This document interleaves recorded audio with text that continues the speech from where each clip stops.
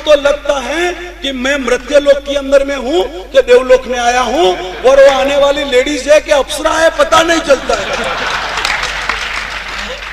मजा आ गया, मजा आ गया। हर ट्रेजेडी को कन्वर्ट कर दिया कॉमेडी के अंदर में। आप ऐसी ट्रेजेडी को कॉमेडी के अंदर में कन्वर्ट करो तो आपके जीवन के अंदर में आप सुखी रहेंगे। इंग्लिश के अंदर में एक कहावत है, एक कहावत है, and wisdom is come quietly, and wisdom at come quietly. जब भी बुद्धि आती है, ढापन जिसको बोलते हो, जब भी आता है वो बहुत धीरे से आता है और बहुत लेट आता है। अपने वो गुजराती में कहते हैं, रांड्या पछीनु ડાપણ, રાંડ્યા પછીનું ડાપણ નકામું છે। ડાપણ તો આવે છે, પરંતુ રંડાપો આવ્યા પછી ડાપણ આવે છે કે મેં મારા પતિની સેવા કરી હોત તો બહુ સારું થાત, એમને ગરમ ગરમ ચા પીવડાવી હોત તો સારું થાત। આવા બધા વિચારને આવું ડાપણ આવે છે, પણ ક્યારે આવે છે? વિધવા થયા પછી, વિડો થયા પછી। તો વિડો થયા પછીનું ડાપણ નકામું છે। जीवन के अंदर में, लाइफ के अंदर में तुम्हारा करेक्टर ड्यूअल करेक्टर नहीं रखो। कुछ लोग ड्यूअल करेक्टर के रहते हैं, अंदर में विष भरा करते हैं और बाहर से अमृत की बातें करते रहते हैं। ऐसा ड्यूअल नहीं रहने का। अंदर से साफ बनो, बाहर से साफ रहो। अंदर में हलाहल मधु तिष्ठति जिह्वाग्रे हृदय तो हलाहलम, मधु तिष्ठति जिह्वाग्रे हृदय तो हलाहलम। मुख के ऊपर में मीठी मीठी बातें करने का और अंदर में से किसी के पैर काट डालने का, वैसा ड्यूअल करेक्टर लाइफ के अंदर में कभी भी ड्यूअल करेक्टर नहीं रहो। आप नोबडी हैं तो कभी भी समबड़ी बनने की चेष्टा नहीं करें, क्योंकि जितने भी नोबडी समबड़ी बन जाते हैं तो समबड़ी के बाद में उसको वही फील होता है कि इसके बजाय तो जो नोबडी था वही अच्छा था, अब तो मैं थक गया। नोबडी में से समबड़ी बनने के बाद समबड़ी में से फिर वापस नोबडी बनने का इच्छा होती है।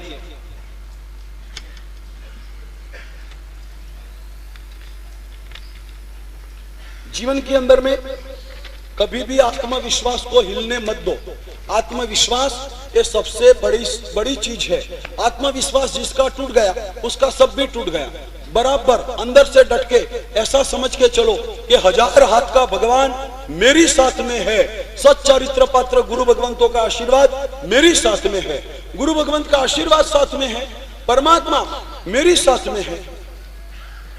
एक पुस्तक एक अंग्रेज लेखक ने लिखा है, उसी के अंदर में उसने लिखा है कि जिसकी साथ में भगवान जुड़ जाता है उस आदमी को इस दुनिया में कोई आदमी हरा नहीं सकता है। उतनी उनकी शक्ति इतनी बढ़ जाती है कि उसको इस दुनिया के अंदर में कोई हरा नहीं पाता है। धर्म का कुछ कार्य करना है तो उसमें शर्म नहीं रखने की। पूजा करने को जाना है तो शर्म आती है, एकाष्टना करना हो तो शर्म आती है, गुरु वंदन करना है तो शर्म आती है, माला फेरने को रंग मंडप में बैठना है तो शर्म आती है। ये शर्म क्या चीज है? शर्म तो, लाज तो, शर्म तो पाप करने में आनी चाहिए। धर्म करने के अंदर में कुछ भी शर्म नहीं रखने का। बिंदास करते रहो, बिंदास करते रहो। आज जितने भी लोग कपड़े की फैशन है जिस प्रकार से चल रही है, वैसा कपड़ा पहनने के लिए किसी को क्या कभी कुछ शर्म आती है? आज से शायद 25 साल पहले आप दिमाग से सोच भी सकते थे कि 50 साल का आदमी 5 इंच की छोटी शॉर्ट चड्डी पहन के वो घर से बाहर निकले, वैसा 25 साल के बाद आप सोच सकते थे। और आज हर बूढ़ा 5 इंच की चड्डी पहन के बाहर निकलता है, पता ही नहीं चलता है कि उसकी है कि उसके लड़के की है। ऐसी चड्डियां पहन के मॉर्निंग वॉक लेने को लिए निकलते हैं। बालकेश्वर में तो लाइन लग जाती है ऐसे लोगों की।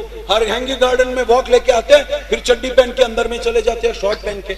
मैंने बोर्ड लगवाया वहां पर में कि कोई भी शॉर्ट पहन के अंदर में मंदिर में प्रवेश नहीं करे, वो भगवान का अपमान है। तो कोई लड़ायक आदमी सवेरे सवेरे मेरे पास में आ गया। मेरे को पूछने लगा कि एक सवाल पूछूं आपसे, ये बोर्ड तुमने लगवाया? मैं कहा यस सर मैंने लगवाया। क्योंकि क्यों? तो भगवान की आशाधना हो रही है। ऐसे कपड़े पहन के भगवान के मंदिर में नहीं जाना चाहिए। फुल पैंट के अंदर में जाओ या हाफ पैंट के अंदर में क्या जा रहे हो? तो महाराज मेरी बात सुनो, एक सवाल का जवाब दो। जो मंदिर में दिगंबर साधु जाते हैं तो उनको कितना प्रायश्चित आता होगा? वो तो पूरे शरीर से नंगे जाते हैं, मैं तो इतना ही पहन के जाता हूं, तो उनको प्रायश्चित क्या आएगा? मेरे को जो प्रायश्चित आएगा मेरे को पाप लगेगा, तो दिगंबर साधु को पाप कितना लगेगा? मैंने कहा एक तसुबर भी पाप दिगंबर को नहीं लगेगा, तो मेरे को कैसे लगा? तेरे को 100% लगेगा, क्योंकि बेकार तू न तो श्वेतांबर बन के जाता है, तू न तो दिगंबर बन के जाता है, तू बीच वाला।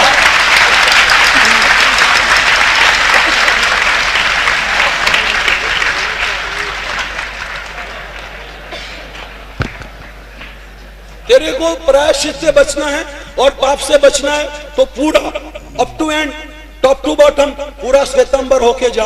और 9 मंजूर है तो ये 5 इंच की चंडी भी निकाल अभी, चल पूरा दिगंबर बन के जा, चल तू पूरा दिगंबर बन के जाएगा, कोई तेरे को रोकेगा नहीं। हम सामैया करके तेरे को अंदर में ले जाएंगे कि दिगंबर महाराज श्वेतांबर के मंदिर में दर्शन के लिए आए, चल आ कल से तू आता है।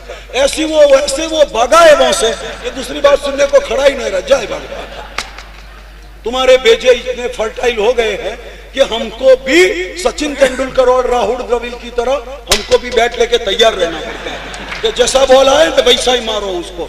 तो हम भी 6 मार लेते हैं, कभी ऐसा आ जाए तो कभी 6 हम भी लगा देते हैं।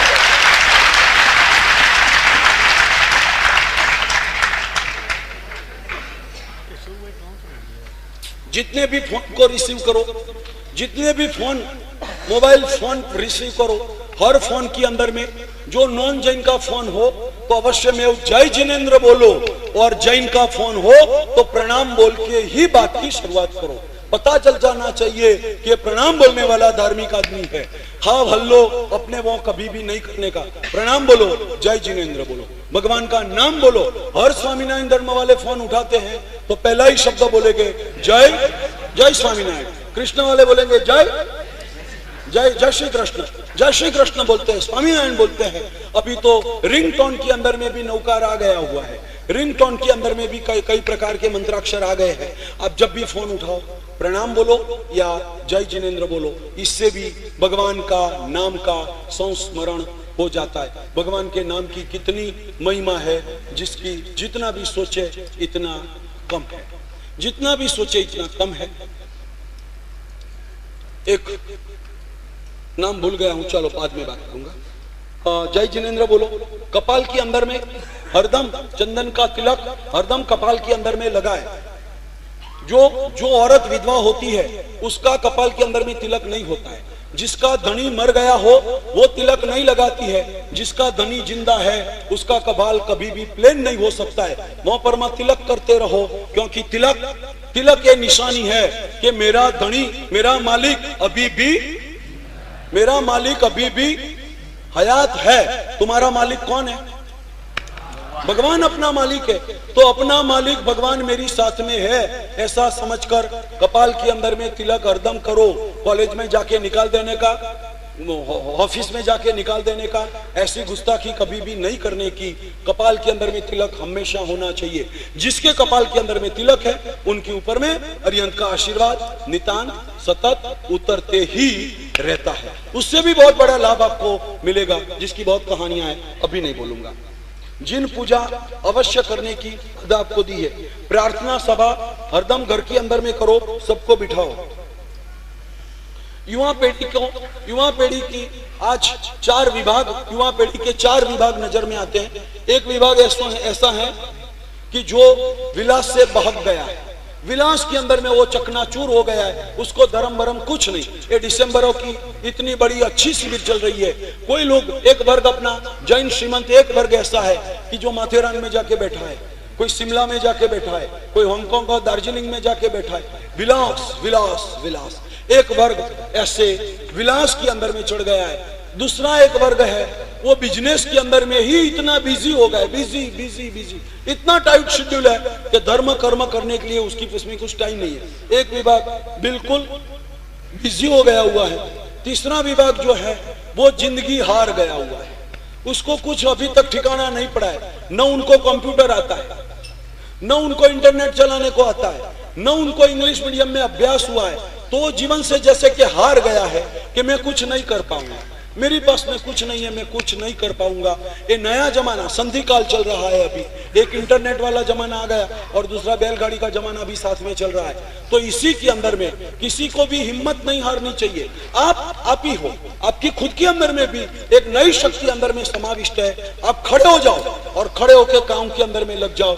हारने की जरूरत नहीं है, लेकिन समाज का एक वर्ग ऐसा बुरी तरह से हार गया हुआ है और चौथा एक वर्ग जो है वो आज भी बिल्कुल बेजवाबदार है। एक वर्ग बिल्कुल बेजवाबदार, चौथा नंबर का जो वर्ग है वो बेजवाबदार है, जो कॉलेज में पढ़ता है, जो स्कूलों के अंदर में जाता है, जो क्लासों के अंदर में जाता है, उसके ऊपर में न तो कोई घर की जवाबदारी है और उसके ऊपर में न तो कोई धंधे की जवाबदारी है। खाओ पियो और जलसा करो, वो पढ़ते ही रहते हैं। पढ़ने का तो सिर्फ नाम ही होता है। कॉलेजों के कैंपस के अंदर में क्या क्या होता है, उनको आजादी देने के पहले माता पिता को सूचना है कि जरा सोचिए, लड़का और लड़की को मोबाइल दे दिया है तो कभी टाइम मिले उसके SMS चेक करो, रात को उसका मोबाइल उठा लो, उसके मोबाइल के अंदर में क्या क्या मैसेज है वो चेक करो, उनके मोबाइल के अंदर में क्या क्या ग्राफिक आए हैं वो जरा देखते रहो। इतना गंदा मैसेज चलता है, आप पढ़ोगे तो आप भी आपकी जात का कंट्रोल नहीं कर पाओगे। वैसी स्थिति में आपका लड़का और आपकी लड़की ऐसा मैसेज पढ़ेगी तो उनकी हालत क्या होगी। ये नए जमाने के दूषण है, उससे आपके घर को और आपके संतानों को आप बचा के रखे, ऐसी आपको प्रार्थना है।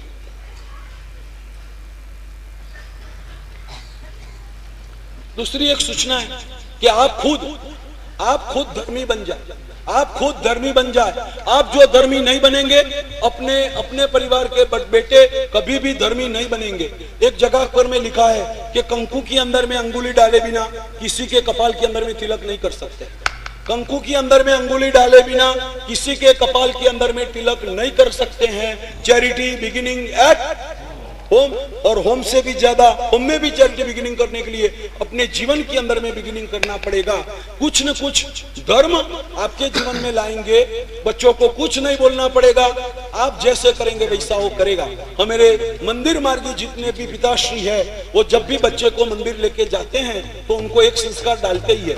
भंडार में पैसा डालने का हो तो पिताजी खुद नहीं डालेंगे, बच्चे के हाथ में देंगे, और बच्चे के हाथ में देंगे तो बच्चे से डलवाएंगे।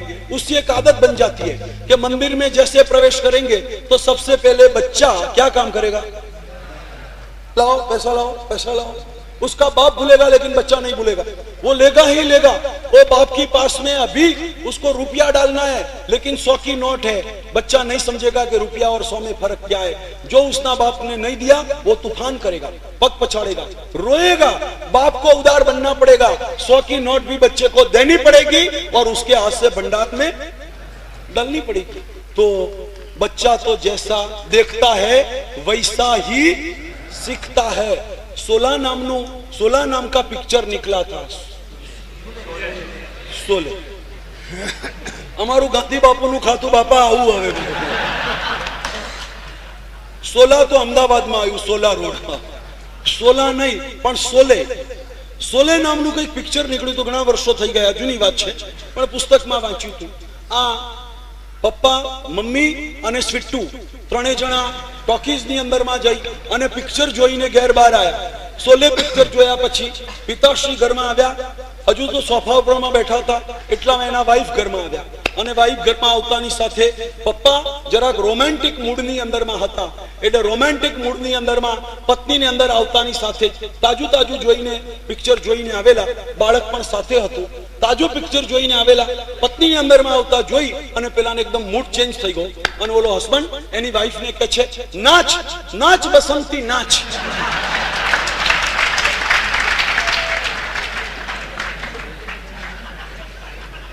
नाच बसंती नाच। बाप जયારે પોતાની વાઈફ ને કહે છે કે નાચ બસંતી નાચ, ફિલ્મનો ડાયલોગ સાંભળીને આવેલો બાળક, ફિલ્મમાં ડાયલોગ સાંભળીને આવેલો બાળક જેવો ડાયલોગ સાંભળ્યો તો એવો જ બાકીનો ડાયલોગ બચ્ચાએ પૂરો કર્યો અને કહ્યું, બસંતી इस कुत्ते के सामने कभी भी नहीं।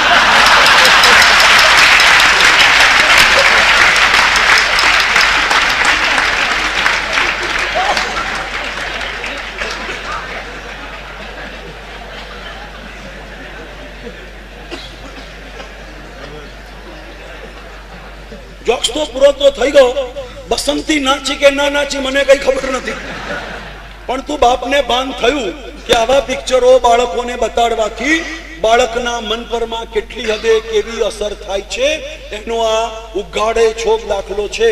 સોલેને તો 16 વર્ષ થઈ ગયા હશે, પરંતુ વર્તમાનમાં એનાથી 4 ચાસણી ચડે એટલી ગંદામાં गंदी फिल्मों, इससे भी ज्यादा से ज्यादा गंदे से गंदी फिल्म आज थिएटरों के अंदर में बच्चों को दिखाई जाती है. उस बच्चों की हालत कल सवेरे क्या होगी उसकी चिंता में मैं अभी से लगा हुआ हूं. आप समझो और क्या दिखाना चाहिए और क्या ना दिखाना चाहिए वैसे आप सोच के रखो तो उसका एशॉटिंग आप कर सकते हो. गल्फ देशों के अंदर में मुगल सरकारों ने, मुगलाई सरकारों ने आकाश के अंदर में पाबंदी लगाई है कि यहाँ पर में हमारे देश में क्या दिखाने का कोई चैनल को प्रवेश नहीं है. वो लोग पहले अपने मीडिया के अंदर में कंट्रोल करते हैं, उसमें से शॉटिंग करते हैं, बाद में दिखाते हैं. इस्लाम देशों के अंदर में कभी भी फिल्म के अंदर में, वीडियो के अंदर में, टीवी के अंदर में, के सीडी के अंदर में बेडरूम दिखाया जा सकता है, लेकिन बेडरूम के अंदर में 2 आदमी, स्त्री और पुरुष एक पलंग में सोए हुए नहीं दिखाया जाता है. वहां पर में सेंसरशिप लगी हुई है. 2 आदमी तो सोए हुए नहीं दिखाए जा सकते हैं, लेकिन एक फिल्म के अंदर में आदमी एक ही सोया था, लेकिन उसको पिल्लो बोलते हैं ओसी का, तो दो पिल्ले पड़े हुए थे. वहां पर में सेंसरशिप की कातर लग गई कि बेडरूम के अंदर में नर और मादा तो नहीं दिखाया जाए, लेकिन 2 ओसी के भी नहीं दिखाए जा सकते. उससे भी पता चलता है कि इससे क्या आगे होने वाला है. इसलिए 2 गद्दे के ऊपर में 2 ओसी का नहीं चलेगा, उसको हटाओ, तब तुम्हारा पिक्चर आगे चलेगा. इतनी मर्यादा आज मुस्लिम देशों के अंदर में है. अपने वो तो क्या हालत हो चुकी है उसका बोलना ही कुछ भी मर्यादा नहीं रहे. इतना आज सब साल चालू हो चुका है, तो इसमें कंट्रोल करें. माँ बाप ही खुद कंट्रोल करे कि क्या दिखाए और क्या नहीं दिखाए. शाम होते ही टीवी चालू करके आप लोग सब बैठ जाते हैं. हम लोगों ने टीवियों की स्मशान यात्राएं निकाली है. ये भिवंडी ग्रुप वाले अभी जो मेरी सेवा के अंदर में है, वो लोग टीवी को उठा के जलाया है, उसका अग्नि संस्कार किया है. 15-20 साल तक मैं बाघ बन के लड़ा हूं टीवी के सामने कि इसको निकालो, उसको निकालो, उसको निकालो, लेकिन इस साधु की आवाज किसी ने सुनी नहीं. हर घर के अंदर में टीवी की प्रतिष्ठा हो गई और उसके रिएक्शन घर घर के अंदर में आज आना चालू हो गया. तब हमको ये सीढ़ी बनाना शुरू करना पड़ा कि ये निकलने वाला तो नहीं है, ये बंद तो नहीं होने वाला है, तो खराब के अंदर में हम सारा अच्छा क्या डाल सकते हैं, वैसा समझ के सीढ़ी बनाने का कार्यक्रम अब चालू करना पड़ा. कि मीडिया बदल गया है, माध्यम बदल गया है, हम नहीं बदलेंगे तो ये बच्चों की हालत क्या होगी. तो कुछ सुधार हमको भी लाना पड़ा हुआ है कि ये नहीं देखेंगे तो और खराब तो देखने वाले ही है. इसीलिए शिविर आते ही ये सब तैयारी करा के रखते हैं कि आप जाते समय ये सब चीज लेके जाइए, उसका प्रचार करिए, वो दिखाने का बंद करिए, इसके अंदर में इंटरेस्ट लेने का शुरू करिए. 120 सीरियल अमेरिका के अंदर में 120 सीरियल धार्मिक सीरियल अभी चलती है. 120 सीरियल चालू हो गई. जीसस क्राइस्ट के नाम से भी सीरियल आई और गणपति के नाम से भी सीढ़ी बनी और श्री कृष्णा के ऊपर से भी सीढ़ी बनी.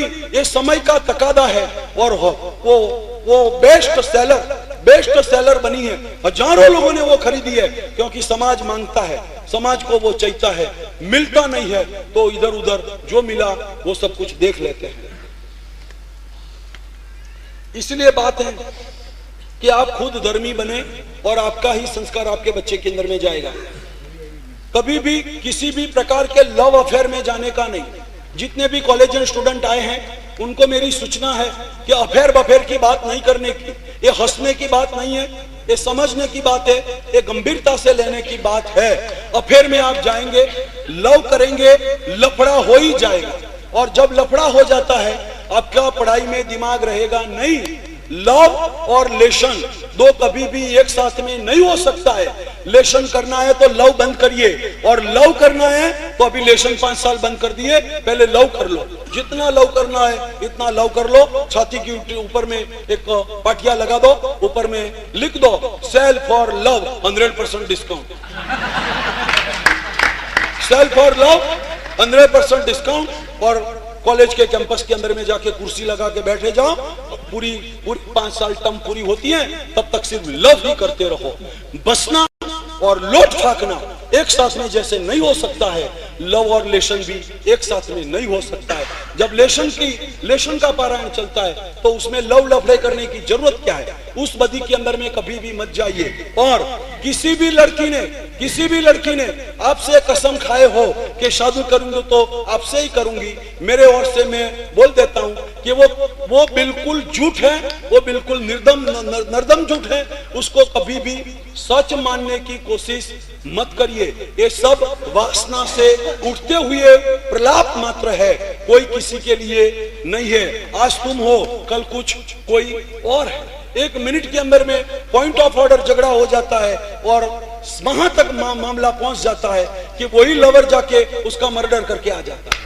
जिसके ऊपर में प्यार करता है उसका ही वो खून करता है। तो कभी भी किसी ने प्यार किया ही नहीं है, सेक्स किया है। वो सेक्स है, उसको हम लव नहीं मानते हैं। लव ऑल, प्यार जैसी चीज किसको मारने के उपयोग में आ सकती है क्या? तो वैसे लफड़ेबाजी के अंदर में नहीं जाए, किसी से लव का संबंध नहीं करे। किसी से शादी करूंगा तो तेरे से ही शादी करूंगा, ऐसा कसम खाने की भी जरूरत नहीं है।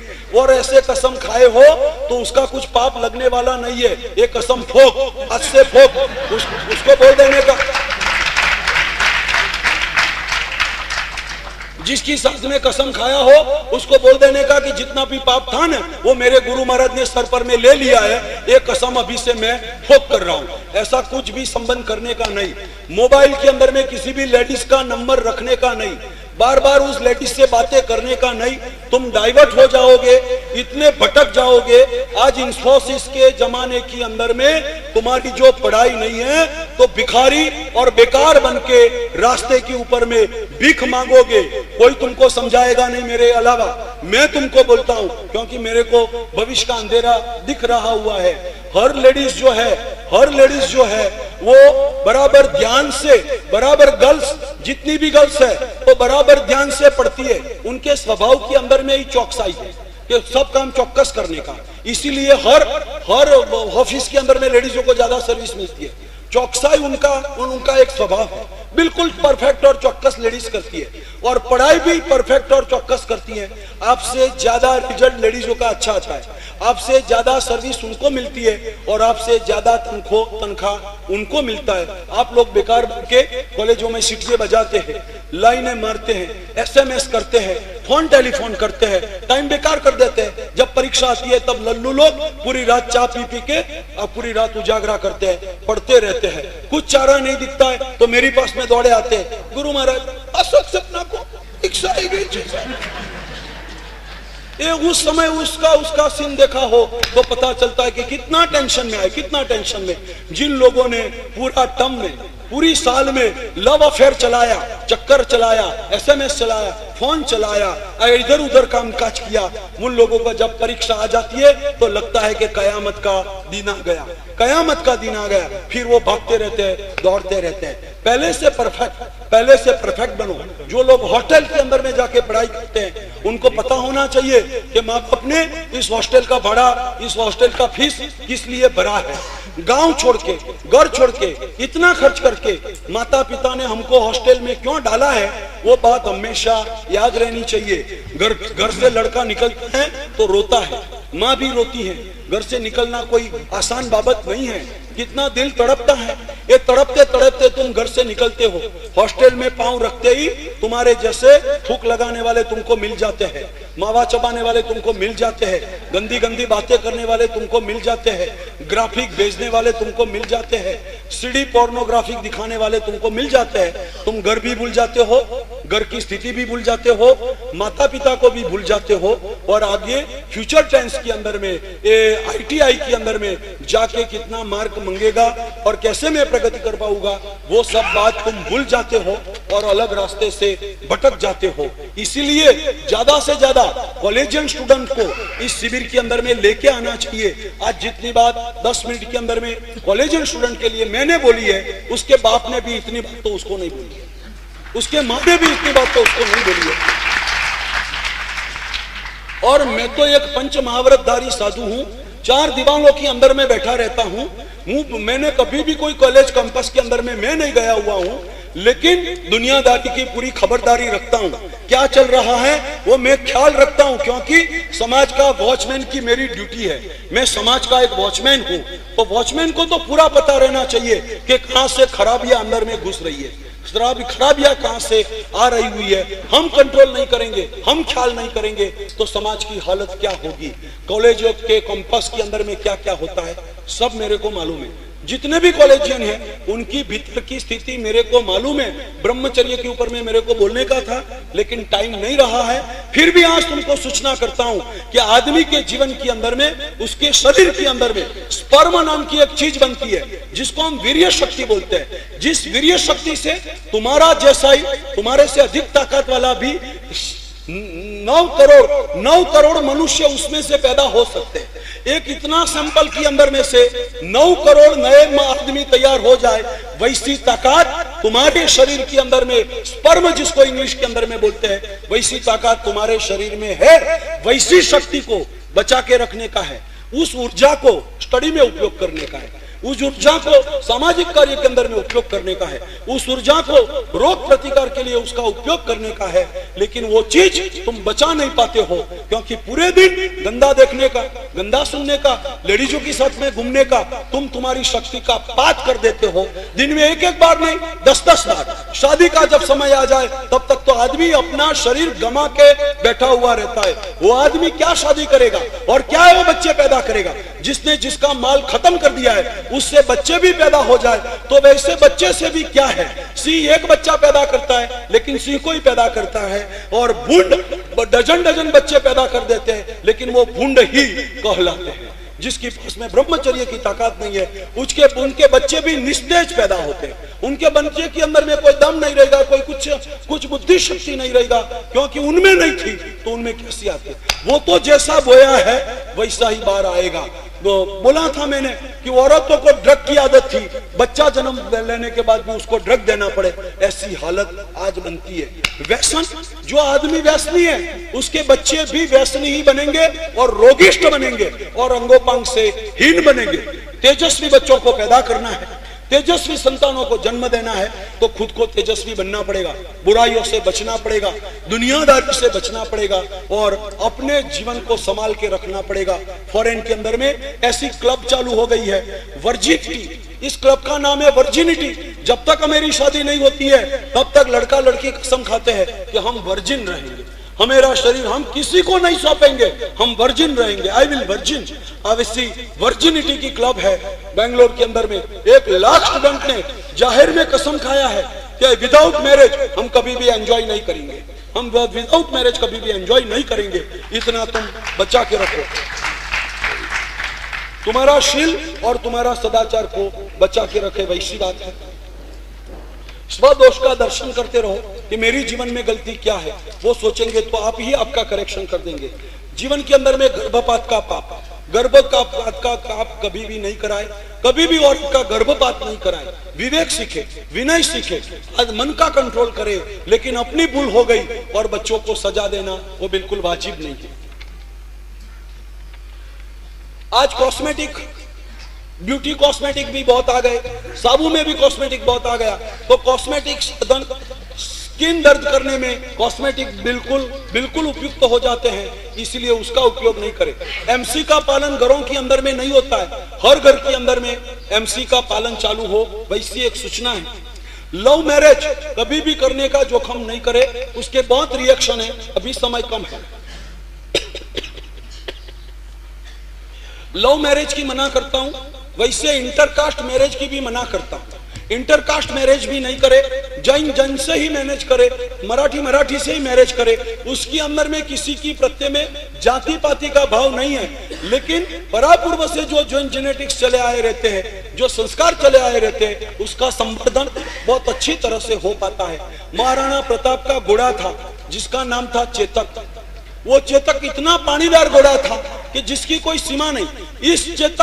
वो चेतक तो रण युद्ध के अंदर में मर चुका, लेकिन इस चेतक से पैदा किया हुआ और एक बच्चा जिंदा था। उसको संभाला, उससे भी एक बच्चा पैदा हुआ, उसको भी संभाला, उसको एक बच्चा पैदा हुआ, उसको भी संभाला। आज दिल्ली के अंदर में 10 लाख रुपए की कीमत का घोड़ा मौजूद है जो चेतक का वंशवारस है, वो चेतक का वंशवारस है। और एक ही घोड़े की कीमत 10 लाख में 10 मारुति आती है। एक घोड़े की कीमत कितनी है? 10 लाख, क्योंकि उसके अंदर में जो जिन जेनेटिक्स है, वो महाराणा का घोड़ा चेतक जो था उसकी औलादे है, ये औलाद की कीमत होती है, उसकी 10 लाख रुपया कीमत है, क्योंकि पेड़ियों से एक समान उसका जिन जेनेटिक्स चला आता है। अभी ही इस घोड़े से हेमलता नाम की एक मादा से उनका गर्भाधान कराया गया और नया चेतक अभी पैदा हुआ है, उससे भी और आगे चलते वो पेड़ी बढ़ाते जाएंगे। तो दुनिया के अंदर में घोड़ों की औलाद संभाली जाती है, भारत सरकार घोड़ों की औलाद संभालती है, आदमियों की औलाद खलास कर दी जाती है।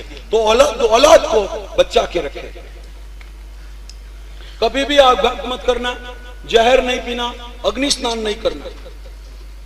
कोई भी तकलीफ आ जाए, मानस मंदिर भगवान आदिनाथ स्वामी की मन्नत करो, क्षेत्रपाल दादा से प्रार्थना करो, शंखेश्वर भगवान को याद करो, पालितना भगवान को याद करो। किसी भी जहां पर में भी आपकी श्रद्धा हो, वो मन्नत करके कठिनाई में से बाहर निकले। औरत जब सगर्भा स्थिति के अंदर में हो, प्रेगनेंसी के अंदर में औरत हो, तो उसके सामने टीवी कभी भी चालू नहीं करे, उनको भक्तामर स्तोत्र का पाठ कराए और नमस्कार महामंत्र का जाप कराए। बच्चे जो लोग रहते हैं उनके कपड़े खरीदने को जाओ तो राइटिंग वाले कपड़े बच्चों को मत पहनाओ, उसको जीन्स और टाइट टी शर्ट अभी से मत पहनाओ। उसका शरीर विकास कर रहा हुआ है, उसको सनबाथ भी मिलना चाहिए। उस बच्चे को ऐसा टाइट कपड़ा पहनाने का, जींस का कपड़ा पहनाने का, और स्लोगन लिखे हुए, राइटिंग लिखे हुए और अलग अलग गुंडा लोगों के चित्र छपे हुए, छाती के ऊपर चित्र रखते, पीछे चित्र रखते, वैसे चित्र वाले बुशर्ट बालक को नहीं पहनाए। चित्र की भी माइंड के ऊपर में गहरी असर होती है। घर के अंदर में केबल कनेक्शन और इंटरनेट कनेक्शन जो लिया हुआ हो, तो आपको सोचना है कि केबल और इंटरनेट को कटवा दो, नहीं तो आप खुद कट जाएंगे, आपके बच्चे कट जाएंगे। इतनी बर्बादियां इसके ऊपर में आ रही है, तो केबल कनेक्शन कटवा देवे, इंटरनेट का कनेक्शन कटवा देवे। और कुछ की साइटों के ऊपर में युवान लोग चले जाते हैं, क्या क्या देखते आते हैं, तुमको और हमको कुछ पता नहीं है। घर के अंदर में बच्चों के बीच में इंग्लिश के अंदर में 2 शब्द कहना चाहता हूं। माता पिता बच्चों के लिए हरदम अवेलेबल, ऑनलाइन अवेलेबल होना चाहिए और एवरी टाइम रीचेबल होना चाहिए। माता पिता रीचेबल नहीं रहते, तो मोबाइल के अंदर में कभी कभी बोलते हैं कभी नॉट रीचेबल, तो जिसका संपर्क करना चाहते हो वो रीचेबल नहीं है, बिल्कुल नॉट रीचेबल, वो नॉट रीचेबल बताते हैं। पापा और मम्मी बच्चे के लिए रीचेबल होने चाहिए और अवेलेबल, ऑनलाइन अवेलेबल होने चाहिए। प्रभानंद सूरी कृत हितोपदेश माला है, उसके अंदर में माता पिता के लिए 6 फर्ज लिखी है कि बच्चों के लिए उनकी 6 फर्ज बनती है। नंबर 1, बच्चों को शरीर से दृढ़ बनाए। माता पिता बच्चों को शरीर से दृढ़ बनाए। वो दृढ़ कैसे बन सकते हैं? आइसक्रीम खिलाने से, हैमबर्गर खिलाने से, पाव खिलाने से, आइसक्रीम खिलाने से, कोल्ड ड्रिंक्स पिलाने से। क्या उससे बच्चे दृढ़ बनेंगे? बिल्कुल जंक फूड है, एक भी चीज पेट में नहीं डालनी चाहिए। सात्विक खुराक से बच्चे के शरीर को दृढ़ बनाओ। एक भी कोल्ड ड्रिंक बच्चों को नहीं पिलाओ, एक भी चॉकलेट बच्चों को मत खिलाओ, बाजारू कोई चीज बच्चों को मत खिलाओ, इतवार को भी बच्चों को बाजार में मत खिलाओ। उनका शरीर का सत्यानाश तुम निकाल रहे हैं। ऐसी गड़बड़ मत करो। शरीर से दृढ़ बनाना, पैसे से पैसा कमाने के लिए उसको तैयार करना, व्यवहार के अंदर में, जगत का व्यवहार के अंदर में उसको कुशल बनाने का। बड़े बड़े सिटी के अंदर में आज हालत ऐसी है कि खुद बच्चा अपने अंकल को नहीं जानता है, अपने मामा को नहीं जानता है, मामा जी को नहीं समझता है। उसको पूछेंगे कि तुम्हारे कौन है? और मेरे रिश्तेदार है। लेकिन तुम्हारा रिश्ता क्या है? वो पप्पा को मालूम है। अरे क्या रिश्ता तेरे को मालूम नहीं है? इतने बच्चे ऐसे हो गए कि सगे संबंधियों को भी जानते नहीं। ऐसे टट्टू का जब शादी का समय आता है तो समाज में लोग पूछते हैं कि तुम्हारा लड़के को हम जानते नहीं है, तुम्हारे को लड़का है? कभी तो देखा तो है नहीं। समाज के बीच के अंदर में रखना चाहिए। और व्यवहार के अंदर में अंकल आए तो क्या करने का, मामा आए तो क्या करने का, भतीजा आए तो क्या करने का, कजिन आए तो क्या करने का। उसको व्यवहार के अंदर में कुशल बनाए। आज तो हालत इतनी खराब है, ये शिविर के अंदर में आए हुए आप कई लड़के ऐसे हैं कि जिसको बैग भरने को भी आता नहीं है। वहां से घर से बैग भर के दिया था, इधर आके कपड़े बढ़ गए, उनकी तंदुरुस्ती बढ़ गई, अंदर में बैठ नहीं सकते हैं कपड़े। तभी वो पिशवी मांग रहे हैं, प्लास्टिक की थैली दे दो, मेरे कपड़े बड़े हो गए। वाह, कपड़े बड़े हो गए बुद्धू कि तेरे को वहां पर में जमाने को आता नहीं है। जो व्यवहार कुशल नहीं है, कपड़ा भरने तक का भी काम उनको नहीं आता है। वैसे बेकार आदमी बीएससी भी बन जाए और एमकॉम भी बन जाए या एमबीए भी कर लेवे तो उनसे क्या मतलब है। एक साधारण व्यवहार कुशलता जिसके अंदर में नहीं आती है, बहुत होशियारी नहीं करने की, अभी बहुत कुछ सीखने का बाकी है। जींस चढ़ाते हो, पैंट चढ़ाते हो, शूज चढ़ाते हो, टना टका टक के निकलते हो, दुनिया के बिल्कुल मेरे से बढ़कर कोई नहीं। और आपका जूता निकाले और मोजा अंदर में जो सॉक्स पहनते हैं वो बहुत निकाल के नाक की ऊपर में जरा लगाए ना तो पता चले के अंदर में से कितनी सुगंध आती है। 7-7 दिन तक जिसको धोने की तुमको फुर्सत नहीं है और तुम होशियारी लगा रहे कि हमसे बढ़कर नहीं। ऐसी बात, गलत बातों के अंदर में व्यवहार कुशलता, जिसको व्यवहार कुशलता बोलते हैं वो व्यवहार कुशलता होनी चाहिए। बुद्धि के अंदर में ये लड़का प्रौढ़ होना चाहिए, उछाछली बुद्धि नहीं चलेगी, बुद्धि के अंदर में प्रौढ़ता होनी चाहिए। 5वें नंबर के अंदर में समाज के अंदर में वो परिचित होना चाहिए। समाज उसको जानता है, समाज को वो जानता है, समाज से उसका परिचय होना चाहिए। और मानसिक रूप से वो बच्चा बहुत बड़ा परिपक्व होना चाहिए। थोड़ा सा दुख आया और घबर गया, थोड़ी सी तकलीफ आई और घबर गया, ऐसा कच्चे माइंड का लड़का भी नहीं चल सकता। माता पिता की फर्ज बनती है कि उनको माइंड से भी परिपक्व बनाए। चल बेटा, घबरने की कोई जरूरत नहीं है, कोई डरने की नहीं, वो तो हो जाएगा, चल तू आगे। ऐसी हिम्मत देने वाले माता पिता चाहिए कि जो वो अपने मन से पक्का बन सकता है। ऐसी जीवन की कुछ सूचनाएं आपको मैंने दे दी गई है। अभी मेरे पास में एक सब्जेक्ट बाकी बचा है, उसके अंदर में कुल मिला के सूचना 92 है। ये नोट बाकी है, ये बीच में कल्पेश भाई टाइम लेते हैं तो तब मैं तरत पढ़ी लेने में लग जाता हूँ कि अभी इसमें से शॉर्ट करो, इसमें से शॉर्ट करो, इसमें से शॉर्ट करो। तो ऐसा शॉर्टिंग करके 3-4 सब्जेक्ट मैंने पूरे कर दिए हैं, लेकिन 92 सजेशन बाकी बचे हैं। इसीलिए बाकी बचे हैं क्योंकि अगली सिविल भी एक बाकी बची है, तो उस सभी के अंदर में अपन उसका यूज करेंगे। यहाँ पर मैं रुकता हूँ, लेकिन मैं रुकता हूँ उसका मतलब ऐसा नहीं है कि आपको खड़े होके चले जाने का है। कल्पेश भाई दूसरे 20 काम लेके बैठे हैं, उस काम को भी अपने को देखना है। एलर्ट की ट्रॉफी का वितरण करना है, टॉप 10 बैच का भी वितरण करना है, और कुछ सूचनाएं भी को यहाँ से जाने के पहले बस वगैरह की कुछ सूचनाएं वगैरह करने की है। तो आप शांति से बैठे रहे, कोई भी उठने की कोशिश नहीं करे, वैसे आपको बनाना। एक SMS दिया है कोई गुरु भक्त ने, चुपके से आए मैसेज की तरह, दिल में बस गए हो रिंगटोन की तरह, गायब न हो जाना नेटवर्क की तरह, मुझे भी याद रखना बैलेंस की तरह। आप भुला दे चाहे हमें, पर हम आपको भुला नहीं पाएंगे।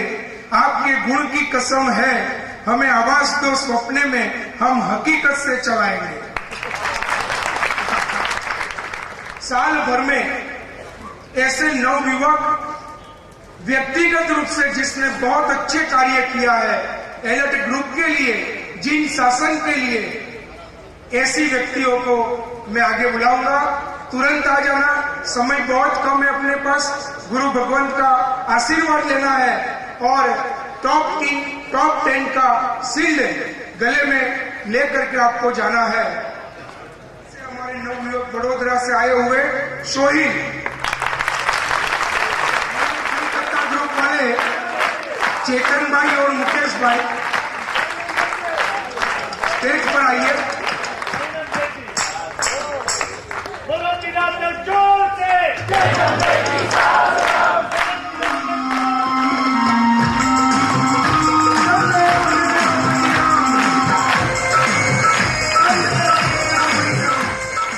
इनके साथ में वडोदरा से ही जतीन भाई,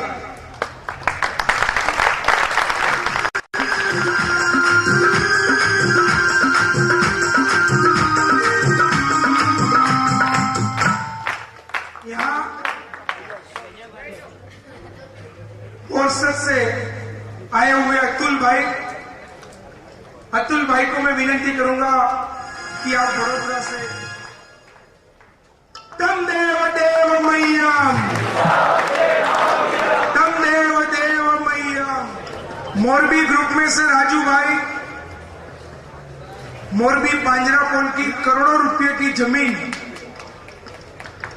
गवर्नमेंट में लड़ करके जो खेडूत लोग जमीन दबा करके बैठे थे,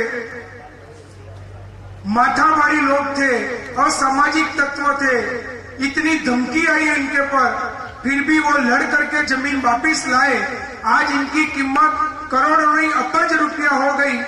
ऐसी जमीन लाने गुजरात में आगे बढ़ते हैं। अहमदाबाद के हमारे एक सबसे छोटी उम्र वाला लेकिन काम बहुत बड़ा करते हैं और सबको फोटा खींच करके उनके हृदय में ले लेते हैं, ऐसे सनी जो मेरे आगे खड़ा है, इनको मैं आमंत्रित करता हूं कि मंच पर आए, गुरुदेव का आशीर्वाद ले और हमारे मुंबई वाले नीलेश भाई और जिलेश भाई इनको शील्ड अर्पण करेंगे।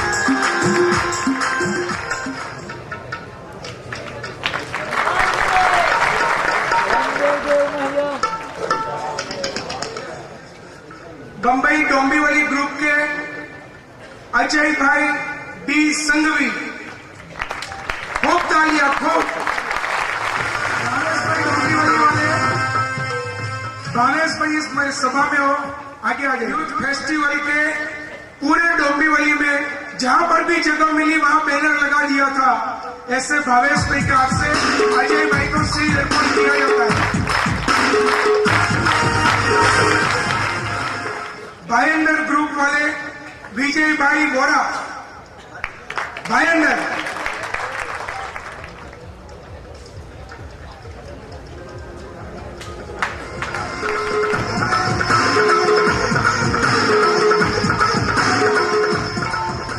धुलिया ग्रुप से धुलिया ग्रुप के धीरज बाफना,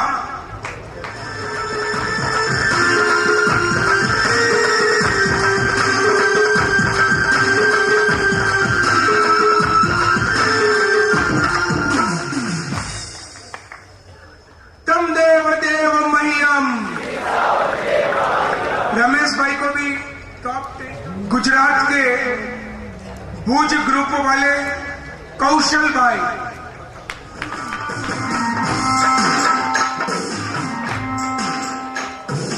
हमारे अहमदाबाद से डॉक्टर, तो कृपा करके देख लेना पशुओं की एम्बुलेंस में कितनी सुविधाएं है। पूना ग्रुप में से मकवाना जी आए हैं, मकवाना जी, चिराग दीक्षित भाई और डोंबिवली वाले जिग्नेश भाई, दोनों जिनको खूब खूब अभिनंदन देते हैं। प्रचार कार्य में भी इतनी मेहनत की है। हमारे इसी सभा मंडप में एक राजीव भाई पिंडवाड़ा से आए हैं। कंप्यूटर सॉफ्टवेयर के लिए जब भी गुरुदेव की तरफ से इनको मैसेज मिलता, सब काम छोड़ करके वो यहाँ पर पहुंच जाते और गुरुदेव का जो भी काम होता वो काम लोग खुद संभाल लेते। और अहमदाबाद ग्रुप वाले हमारे राहुल भाई जो शंखेश्वर तीर्थ के पूरे भंडार के काम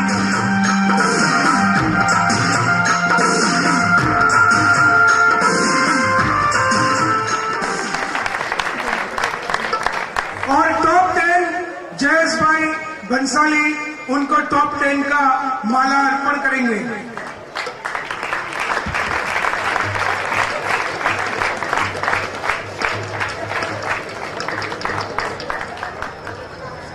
टैलेंट 10 ग्रुप ऑफ इंडिया की ट्रॉफी भाई खन्ना ग्रुप।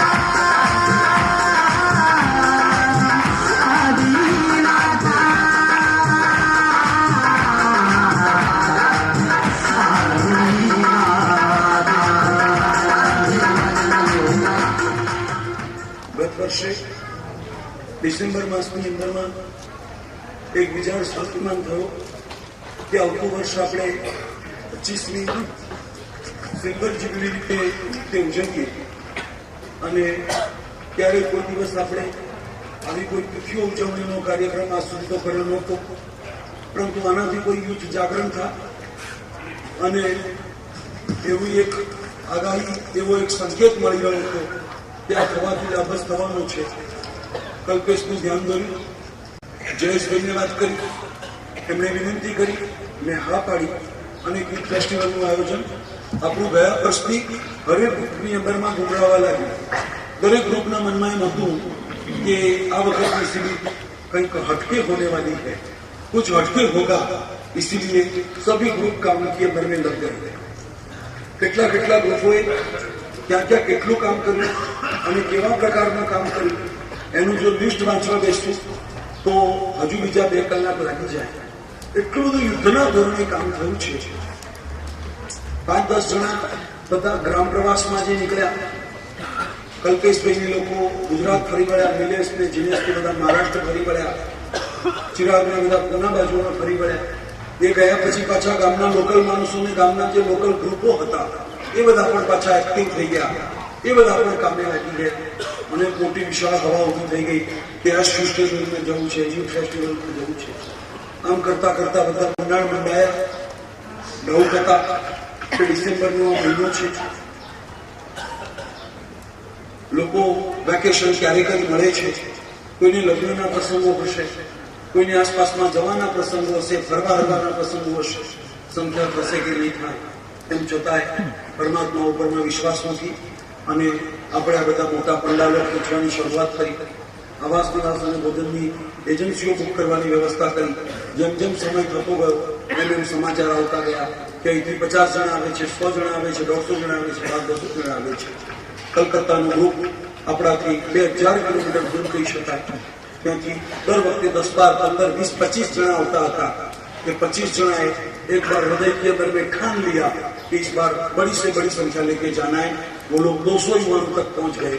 और बड़ी विशेषता तो है कि ग्रुप ने डिक्लेयर किया था किसी भी एक भी पैसा किसी को देना नहीं है, सबको फ्री में ले जाएंगे और फ्री में लाएंगे.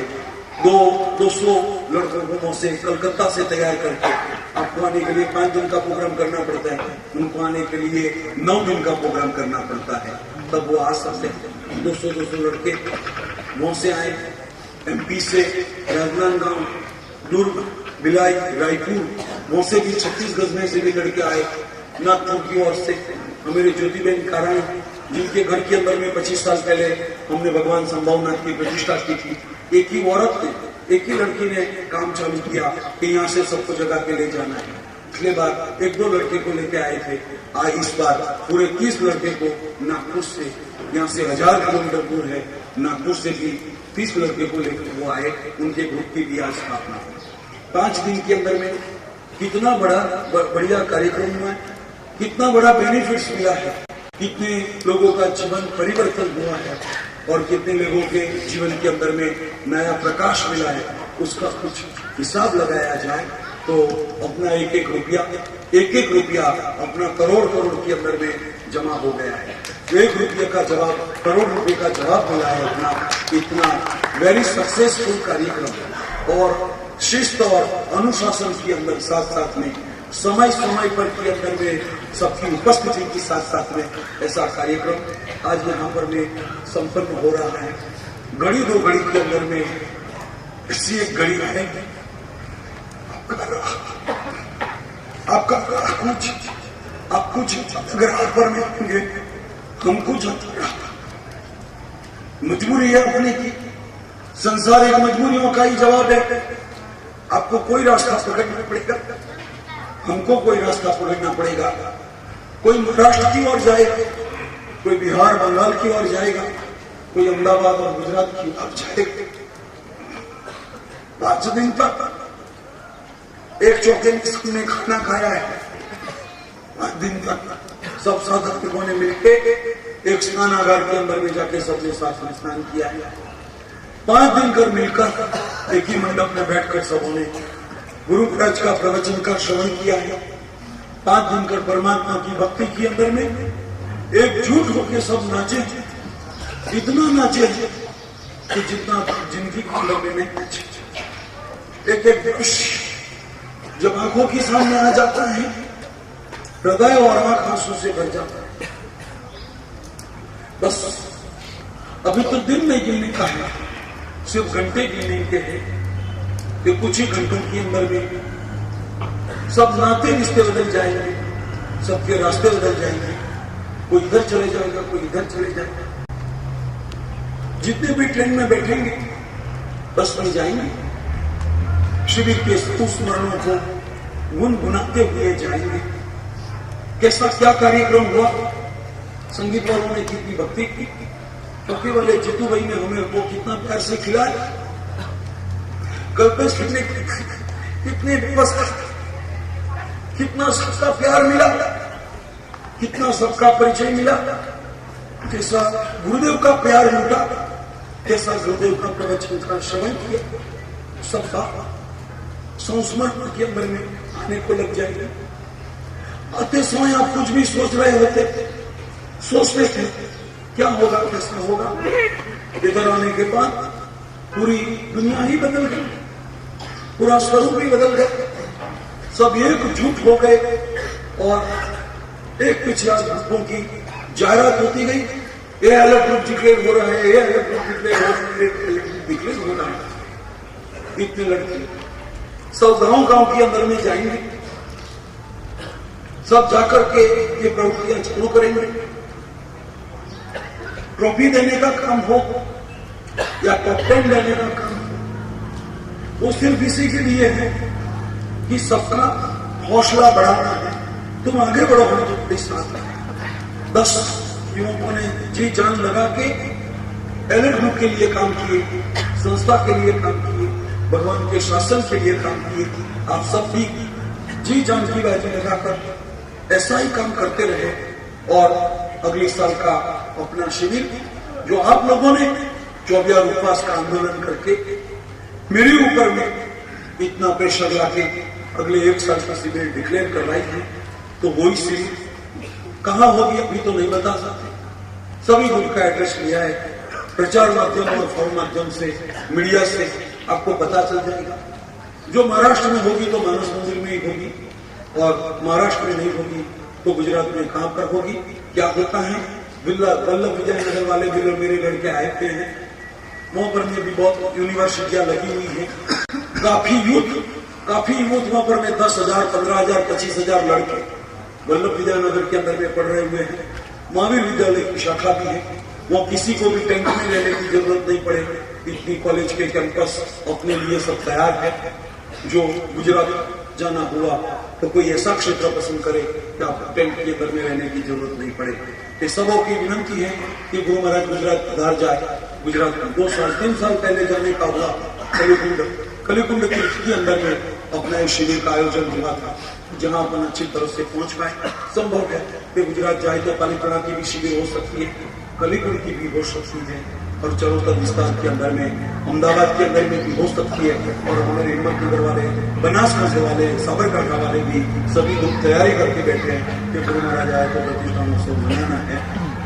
बहुत कुछ कार्यक्रम अभी भी नजर के अंदर में है, इसीलिए कुछ बता नहीं सकते थे कि तीर्थ के अंदर में जो आए थे अभी जाने की शुरुआत हो चुकी। जय जय श्री आदिनाथ भगवान के नारे लगाते हुए अपन आए थे, और नारे लगाते लगाते यहाँ से अपने शिविरात की आज अपना राह पकड़ रहे हैं। जो भी कुछ कहने का था आज सवेरे के प्रवचन के अंदर में सब कुछ बता दिया हुआ है, इतना नहीं लिखा दिया हुआ है। उसको मनन करते रहो, चिंतन करते रहो।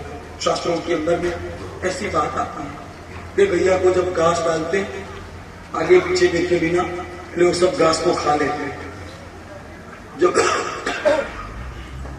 डिपोजिट किया हुआ घास जब समाप्त हो जाता है, खाना जब बंद हो जाता है, तो फिर शांति से आराम से गैया बैठ जाती है। और बैठने के बाद जो जल्दी जल्दी से खा लिया था उसको पेट में से फिर बाहर निकालती हैं और मुंह के अंदर में चबाते रहते हैं, जिसमें गुजराती में बोलते हैं कि भागोड़े छे, गाय भागोड़े छे।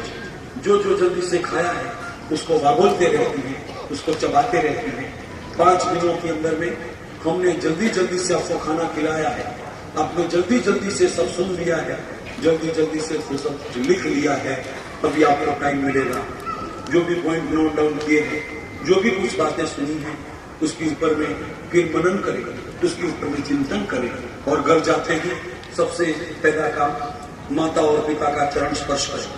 यहाँ से मेरा चरण स्पर्श नहीं किया तो चलेगा, घर जाते ही माँ के और पिता के चरणों के अंदर में बराबर झुक कर प्रणाम करो और एक बोलो 7 दिन के अंदर में, आज तक के अंदर में आपके साथ में जो भी कुछ अपराध किया हो तो मैं क्षमा याचना।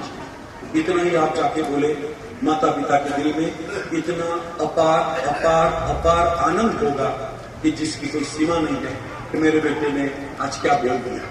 गुरुदेव की पहली शिविर माउंट आबू में 1963 के अंदर में लगी थी। माटुंगा से 2 लड़के इस शिविर के अंदर में आए थे। गुरु महाराज के पास से प्रतिज्ञा लेकर के गए कि घर जाके माता पिता को प्रणाम करना। बच्चे घर पहुंचे, सवेरे बिस्तर में से बाहर निकले, उठ के ही आंख पहुंचते पहुंचते जहां पर में पापा सोए थे वहां पर में गए और जाके पापा का चरण स्पर्श किया। पापा बोल रहे कि बेटा क्यों आया इतना सवेरे सवेरे?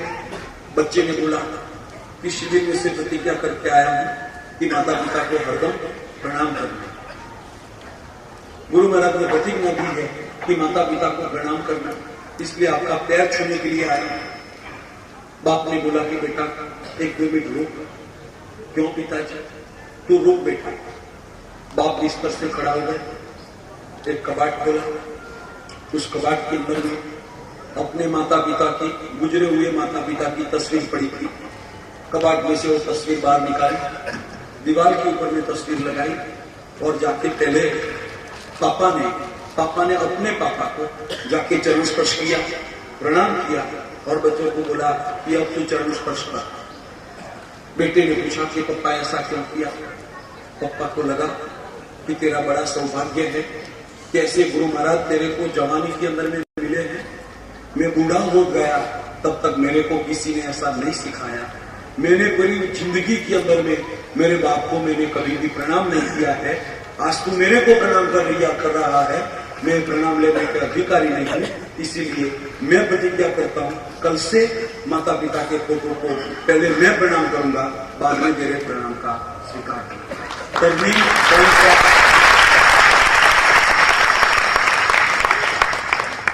टर्निंग पॉइंट ऑफ लाइफ, जीवन का टर्निंग पॉइंट एक शिविरार्थी अपने माता पिता के जीवन के अंदर में टर्निंग पॉइंट ला सकता है।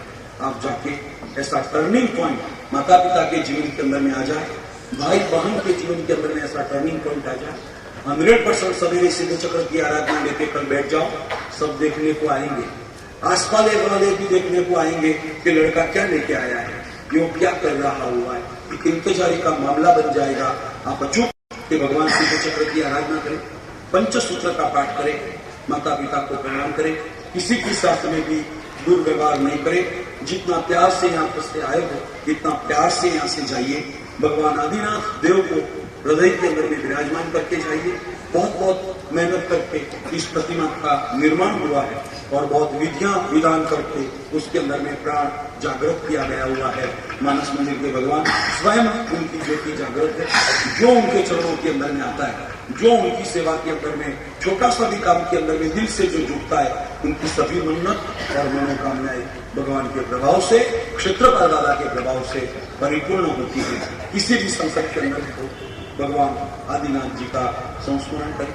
गुरु महाराज भुवन भानुश्री जी महाराज को याद करें, गुरु महाराज का नामस्मरण ले, आदिनाथ भगवान का नामस्मरण करें और संकट के अंदर में से आप बाहर निकल जाए।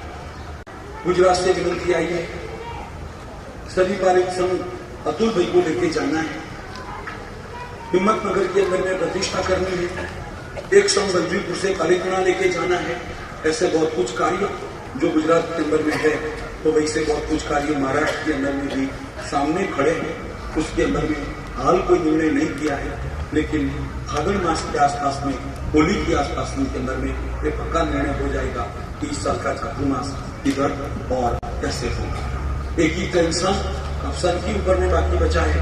गुरु महाराज का जो स्वप्न साकार करने के लिए इस मंडल जो अपन ने मांडा था यहाँ पर में कि पहले मंदिर बन जाए, आमदनी शुरू हो जाए, भक्त लोग आने शुरू हो जाए, वो सब कार्य बहुत अच्छी तरह से आगे बढ़ रहा हुआ है। और आखिर में जो बचा है आर्ट गैलरी का कार्य, इस आर्ट गैलरी के कार्य के लिए आखिरी 4-5 साल से उसके लिए प्रयत्नशील है, लेकिन उसकी बत्ती चालू नहीं हो रही थी। कुछ भी गुरु महाराज का संकेत होगा कि आज तक वो बत्ती चालू नहीं हो रही थी। बड़ा मंदिर जब जयेश भाई ने काम हाथ में लिया, उसी समय ट्रस्ट मंडल के अंदर में एक ठहराव कराया गया था कि जब तक 1.25 करोड़ रुपया जब तक अपने हाथ में नहीं आता है, तब तक कोई मंदिर का काम शुरू नहीं करना है। 1.5 करोड़ रुपए की राशि ट्रस्ट बोर्ड के अंदर में जमा होने के बाद पहली गाड़ी जयपुर से मकराना से पहली गाड़ी आई और 1.5 करोड़ रुपया उसी समय ट्रस्ट के पास में जमा पड़ा था। पहली गाड़ी का माल आया, दूसरी गाड़ी आई, 50वीं गाड़ी आई, 100 गाड़ी आई, 200 गाड़ी आई। हर माल आते रहा, मंदिर चालू होते रहा। जो 1.25 करोड़ 1.5 करोड़ की पूंजी बैंक में जो रखी थी, वो पूंजी कोई ऐसे भाव से रखी गई हुई थी कि पूरा 5-10 करोड़ का मंदिर पूरा हो गया, तब तक वो 1.5 करोड़ वैसे के वैसे ही पड़े रहे, उसको हाथ नहीं लगा।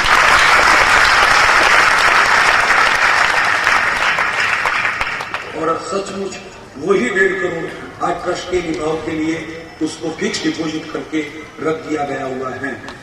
जीरो में से शुरुआत हुई थी, 1.5 करोड़ रुपया आ जाए, बाद में ही स्टार्टिंग करना है, वैसा एक नियम था और उस नियम का पालन हुआ और उसका रिजल्ट भी मिला। आर्ट गैलरी के लिए भी एक ऐसा ही संकेत था कि जब तक 5 करोड़ रुपया संस्था के अंदर में जमा नहीं होता है, तब तक 50 करोड़ रुपये का काम अपने को शुरू नहीं करना है। इसलिए आज तक रुके हुए थे। कल्पेश भाई ने इतना जोर लगाया, इतनी मेहनत की कि यूथ फेस्टिवल के लिए 2 करोड़ रुपए की जरूरत थी, तो वो 2 करोड़ रुपए भी मेरी एक भी प्रेरणा बिना, मेरा कोई भी इन्फ्लुएंस लगाए बिना, उन्होंने खुद की शक्ति लगाकर जहां जहां जिसको बोलने का था वहां पर बोलकर, एक भी आदमी को मैंने नहीं बोला है कि तुमको इधर में पैसा देने का है, सबको उन्होंने बोला है। और जिसको बोला उसने किसी ने भी ना नहीं बोला है। वो सब आधार का मूलाधार जो नहीं होते वो अपने शिविर नहीं कर पाते। जब विटामिन एम का मामला आता है, सब मामला रुक जाता है। तो ये विटामिन एम की जो 2 करोड़ रुपए की जरूरत थी, उनकी व्यवस्था भी उन्होंने बनाई। और हमने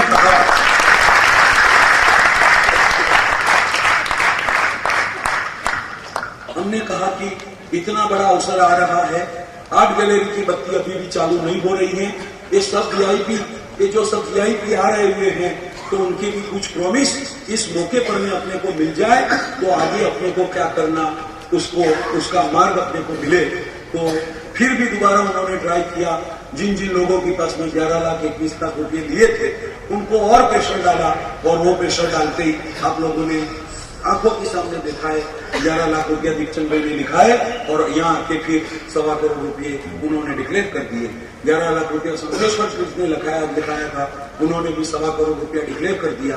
आनंद जी कल्याण जी बेड़ी सड़ी क्रिया है, उन्होंने भी 11 लाख रुपये लिखाए थे और 1.25 करोड़ रुपया देने के लिए 6 तारीख की मुदत देगी। आनंद जी कल्याण जी की बेड़ी की मीटिंग होगी, तो हम 1.25 करोड़ रुपया अवश्य वहां से भी पास करवा देंगे। दिलीप भाई लाठी करके बंबई वाले थे, तो वैसे एक 1.25 करोड़ के अंदाजी 6 नाम को इस शिविर के अंदर में 2-3 नाम का आश्वासन मिला और 2-3 नाम डिक्लेयर हो गए। 5-6 करोड़ रुपये का डोनेशन इस शिविर के अंदर में अपना डिक्लेयर मिला है। ऐसा एक महत्वपूर्ण डोनेशन मिलने के बाद कल शाम को आरती के अंदर में मैं बैठा था, तब कल्पेश भाई ने मेरे को पूछा कि आप व्याख्यान में कल मेरे नाम से कुछ बोले थे, क्या बोले थे गुरुदेव? मैंने कहा इतना ही बोला था मैंने तो कि हम दूसरों के पास में मांगने को काय के लिए जाए। हमारे कल्पेश भाई एक ही है कि जो पूरी आर्ट गैलरी पूरी कर सकते हैं। आरती में बैठे बैठे ही उन्होंने वहां पर में मेरे को ऐसा एक आश्वासन दिया कि गुरुदेव ये काम आपका नहीं है, ये काम मेरा है। गुरुदेव आपके थे, गुरुदेव हमारे भी वो गुरुदेव थे, हम उनके लिए जितना भी करें इतना कम है। आपकी इच्छा है, मेरे को पूरी आर्ट गैलरी को मेरे को ही करने की है। अभी आपको कभी यदि आश्वासन बनता है तो कल की सभा में आप मेरे नाम से 1.25 करोड़ का डोनेशन इस सभा के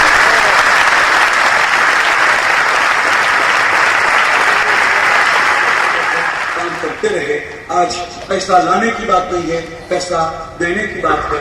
गुरु महाराज का जो उनके ऊपर में उपकार हुआ है, मैंने पहले दिन इस शिविर में बोला था कि गुरु महाराज जी ने हर शिविर से कुमारपाल भाई का रिजल्ट दिया और लास्ट शिविर से गुरु महाराज जी ने कल्पेश भाई का रिजल्ट दिया। और उस कल्पेश के जीवन के अंदर में परिवर्तन का बीज जो कोई किसी ने डाला हो तो अपने गुरु महाराज ने ये परिवर्तन का बीज डाला है। उनका उपकार, उनका ऋण चुकाने के लिए, उनका ऋण चुकाने के लिए 1.25 करोड़ तो कुछ मात्र नहीं है। अपने शिविरार्थियों के अंदर में ये जाहिरात वो नहीं करते थे, मैं इसलिए कर रहा हूं कि आपको गुरु भक्ति, गुरु का ऋण और गुरु का समर्पण क्या हो सकता है वो आपके हृदय के अंदर में स्थिर हो।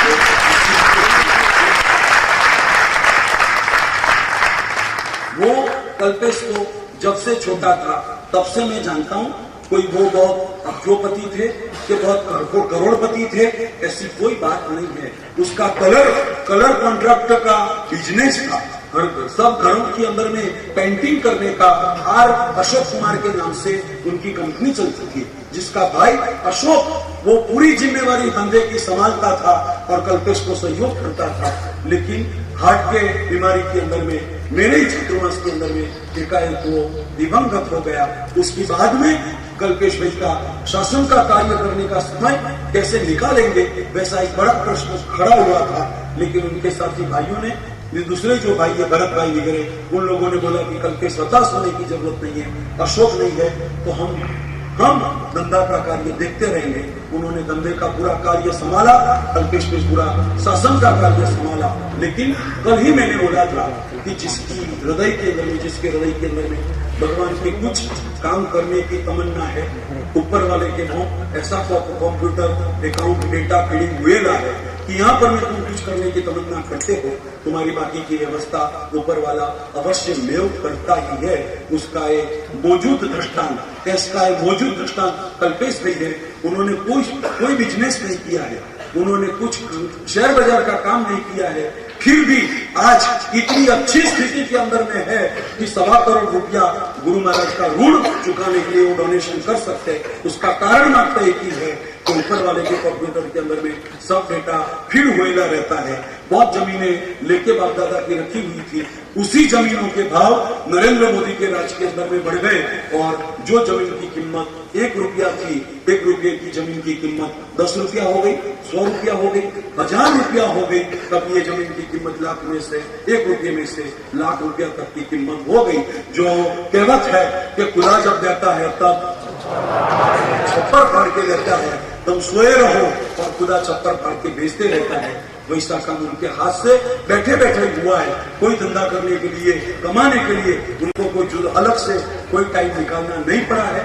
सिर्फ परमात्मा की कृपा काम करती है, गुरुदेव की कृपा काम करती है। और पैसा आ जाना तो बहुत आसान है, ये पैसा आ जाने के बाद भी ऐसी सद्बुद्धि मिलनी और गुरु महाराज का ऋण अदा करना, वो आप सब भी आपकी शक्ति मुताबिक आप भी ऐसा सोचे और ऐसा संकल्प रखें। ऐसी शुभाभिलाषा के साथ में आज का प्रवचन यहाँ पर मैं समाप्त करते हुए 2:45 बज गए हैं। 3 बजे का वादा किया था। ये प्रवचन समाप्त करने के पहले आप लोगों को बहुत दूर दूर से हमने बुलाया और दूर दूर से आप यहाँ आए। सब VIP कक्षा की व्यवस्था आपके लिए दी जाएगी, वैसी सब सूचनाएं थी। फिर भी मकान इतने नहीं मिले, इतने धर्मशालाएं नहीं मिली, आपको टेंट के अंदर में रखना। ठंडी का दिन था, फिर भी आप लोगों का ही कुछ प्रभाव था कि अब आते ही ठंडी यहाँ से निकल गई। अभी भी सबको पसीना हो रहा है। ठंडी का कहां पर मुझे अनुभव नहीं हुआ, गर्मी का भी अनुभव नहीं हुआ। आराम से सब व्यवस्थाएं थी। जो बात पहले दिन बताई होती, कोई मंडप कभी का खाली हो गया होता, आज आखिरी दिन में बताता हूँ कि जिस दिन आपको आने का था उसके अगले दिन अलर्ट सिटी के जो ताल लगे हैं, यहाँ से जो रोड निकलता है पंचवटी के पास से, इतना बड़ा स्टाफ इस टेंट के अंदर में से निकला था। और हमारे संस्था के मुकेश भाई हैं, वो किसी भी प्रकार का सांप हो एक चिल झड़प में पकड़ लेते हैं। उसको समाचार मिला कि सांप निकला है, उन्होंने जाके 21 सेकंड के अंदर में इस सांप को पकड़ के मेरे पास में लेके आए। मैं भी सर्पों का भी मैंने कुछ अभी अभ्यास किया है, उनको वाइपर रसेल बोलते हैं। वो जो सांप पकड़ा था उसका नाम है वाइपर रसेल। वो वाइपर रसेल नाम का सांप था जो काटे आदमी को तो जो श्वास लिया हो ना वो श्वास उनका अंतिम श्वास बन जाता है। वैसा जहरी वो सांप था। उसको पकड़ा, ड्रम के अंदर में डाला और उठा के उसी सांप को, यहाँ जो भी सांप निकलते हैं वो सबको क्षेत्रपाल के बड़ी के अंदर में बिठा देते हैं और हिंसक होते हुए भी वो सब अहिंसक बन जाते हैं। वो क्षेत्रपाल के बड़ी के अंदर में छोड़ते हैं। लड़कों की आने की शुरुआत हो गई थी। हमको मुकेश को बोला कि किसी को बताना नहीं कि यहाँ से सांप निकला है, नहीं तो ये मंडप पूरे खाली पड़े रहेंगे, एक भी लड़का उस मंडप के अंदर में नहीं सोएगा। अगले दिन ही ऐसे सांप निकले हुए थे। कोई आदमी बाहर गया था, रास्ते से आ रहा था, सांप के ऊपर में उसका पग पड़ गया, सांप ने उसको काटा, उसको हॉस्पिटल में ले जाना पड़ा, इंजेक्शन दिलवाया, उसकी तबीयत अच्छी बन गई। इस मंदिर के इलाके के अंदर में हजारों सांप रहते हैं, हजारों बार हजार सांप निकलते हैं। आज तक के अंदर में इधर किसी का आदमी को भी सांप ने आज तक काटा नहीं है। हमको पूरा विश्वास था कि मेरे किसी भी बेटे को किसी भी तकलीफ नहीं होने वाली थी।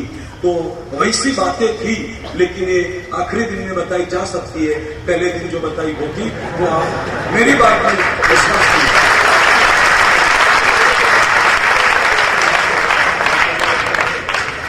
और जो परिस्थिति थी वो परिस्थिति आपके सामने रखी है। वो वही मंडप के अंदर में आप सोए हो, सांप तो नहीं निकला है, बिच्छू तक भी आपके पास में नहीं आया है, छिड़खली तक भी आपके पास में नहीं आया है और आप आराम से इस दादा की गोद के अंदर में रहो। ऐसा आपको बहुत बहुत धन्यवाद है। आखिर में जाके इतना ही कहूंगा, ये 5 दिन हम सब साथ में रहे। आपको कभी प्रवचन के अंदर में कड़क होकर कुछ सूचना दी हो, कभी आपके पास भी ले लिए गए हो और कभी आपके हृदय को कुछ भी दुख पहुंचे, ऐसी कुछ भी बात हमसे की गई हो, हमारे कुछ साधनों से की गई हो और कार्यकर्ता से की गई हो, तो जितने भी शरीरार्थी जहां से भी आए सबको इच्छा आज की इस शिविर का अपन समापन करेंगे। आगे की क्या व्यवस्था है कल्पेश भाई बोलेंगे, उसके बाद में मैं सर्वमंगल भुवन भानुश्वरेश्वर जी महाराज का इतना उपकार है और आचार्य हेमरत्नेश्वरी जी का इतना उपकार है कि कोई शब्द नहीं है उनका वर्णन करने के लिए। माता पिता ने जन्म दे दिया, जन्म देने के बाद इस युवानी में टकाने का काम जो किसने भी किया तो आचार्य हेमरत्नेश्वरी जी ने किया है। इतना संस्कार दिया है, इतना प्रोत्साहन दिया है, समाज में कैसे काम करना चाहिए, कैसे आगे आना चाहिए, कैसा जीवन जीना चाहिए, इतनी बार इतना ठपका देते हुए, इतना कड़क शब्द बोलते हुए भी बार बार बोला है। और कल पहली बार इनके मुख से मेरा नाम निकल गया तो कल रात को ही किसी को बताया भी नहीं है, घर वाले को भी कुछ मालूम नहीं है। और कल आरती के समय में बस गुरु भगवान के मुख से बात सुनी कि मेरी ये इच्छा थी कि आर्ट गैलरी में एक आधार स्तंभ का तेरा भी नाम हो जाए। कल्पना भी नहीं रखी थी गुरु भगवान के हृदय में ऐसी भावना अपने लिए हो सकती है। मैंने गुरुदेव को बोला कि आपने जो बोला वो बिल्कुल सही बोला, अभी हमारा पीरियड भी चल रहा है, नहीं होता और आपने बताया होता तो मैं सब कुछ बेच डालता, मैं कुछ नहीं रखता अपने पास, आपकी इच्छा पूरी करने के लिए कुछ भी करने के लिए तैयार हूं।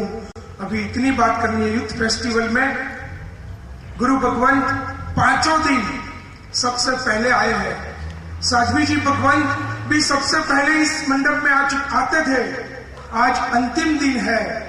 गुरु भगवंत को इतनी विनंती करेंगे, हम सब बैठेंगे, हमारे चेतन भाई और मुकेश भाई एक अच्छा गीत लेंगे विदाई का। गुरु भगवंत की विदाई होगी, साध्वी जी भगवंत की विदाई होगी और फिर क्रम से क्रम अपन यहाँ से निकलेंगे।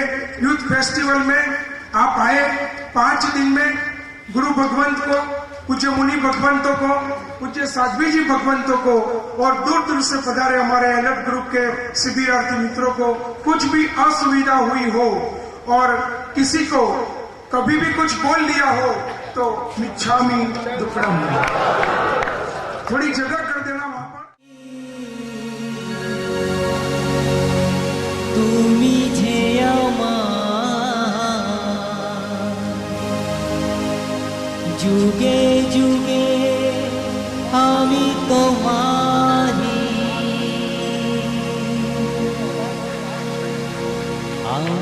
আছি সেই যে তোমার, তুমি আছো সেই আমার।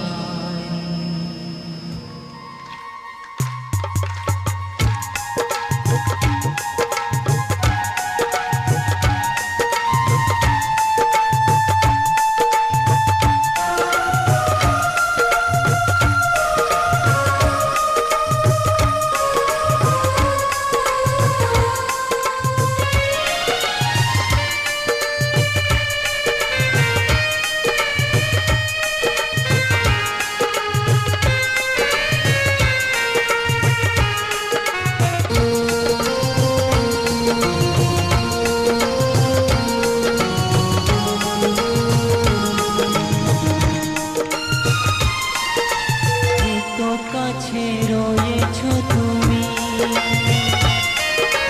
কারো কাছে তোমাকে যে চাই, তুমি ছাড়া এমন আমার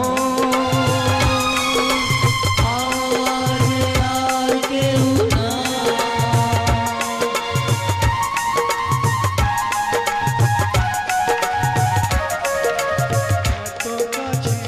શું કહે છે કે ઓ ગુરુદેવ, તમે અમારી સાથે એટલા બધા મળેલા છો છતાં પણ મારે તમને મારા હૃદયમાં બિરાજમાન કરવા માંગુ છું.